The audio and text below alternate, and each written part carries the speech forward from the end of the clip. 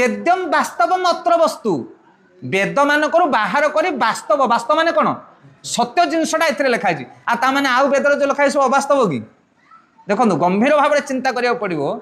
ଯେ ଭାଗବତରେ ଯୋଉ ଲେଖା ହେଇଛି ସବୁ ବେଦ ମାନଙ୍କର ସାର ସାର ବସ୍ତୁ ବାହାର କରି ଲେଖା ହେଇଛି 18ଟା ପୁରାଣ ରହିଛି ତମଗୁଣୀ ପୁରାଣ 6ଟା ରଜଗୁଣୀ ପୁରାଣ 6ଟା ସତଗୁଣୀ ପୁରାଣ 6ଟା 6 ତିରିକି 18ଟା ପୁରାଣ କିନ୍ତୁ ଶୁଦ୍ଧ ସତ୍ୟ ହଉଛନ୍ତି ଭଗବାନ ସେଥିପାଇଁ ସତଗୁଣୀ ରଜଗୁଣୀ ତମଗୁଣୀ ବସ୍ତୁ ଦ୍ୱାରା ତମେ ଶୁଦ୍ଧ ସତ୍ୟକୁ ବୁଝିପାରିବ ନାହିଁ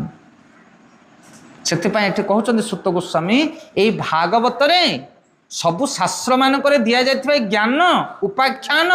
ଆଲୋଚନା ଉପଦେଶରୁ ସାର ସାର ବସ୍ତୁକୁ ବାହାର କରି ଭାଗବତରେ ସ୍ଥାନ ଦିଆଯାଇଅଛି ସେଥିପାଇଁ କୁହାଗଲା ବେଦ୍ୟମ୍ ବାସ୍ତବମ୍ ଅତ୍ର ବସ୍ତୁ ଆଉ ଏ କଣ ପାଇଁ ଏଥିରେ ସବୁ ଏକାଠି କରାହେଇଛି ନା ଶିବଦମ୍ ଶିବଦମ୍ ଅର୍ଥ ଏ ସମସ୍ତ